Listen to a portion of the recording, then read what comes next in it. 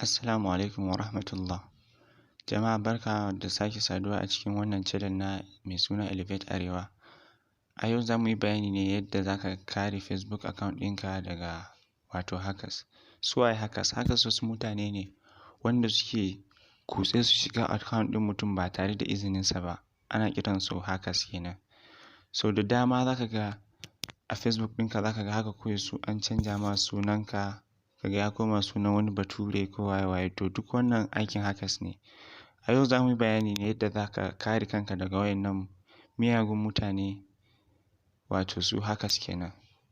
To Allah ya taimake mu, Allah ya ba mu sa'a. Kar ku manta ku danna subscribe, ku danna ƙararrawa. Na farko shine haɗa password mai ƙarfin gaske. Gaskiya inda mutanenmu suka samu matsala shine ba sa sa password mai ƙarfi.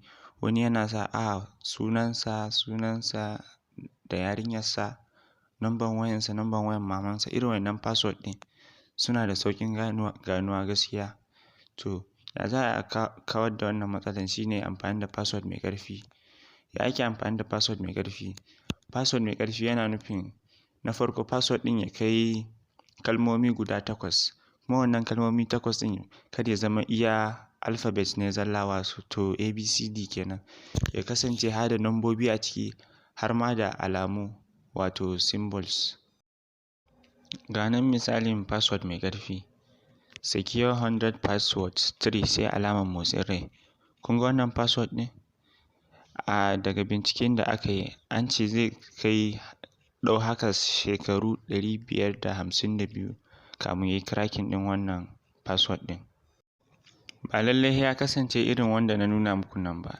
In dai abin zai zama ya kai kalmomi guda 8, akwai nambobi a ciki, akwai alamu a ciki, to an wuce wajen. Password ɗinka ya zama mai ƙarfi kenan. Misalai na alamu symbols.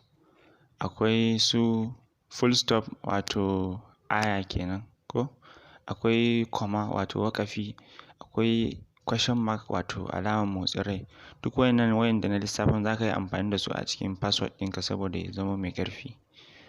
Yanzu za mu je na biyu, na gaba kenan, wanda shine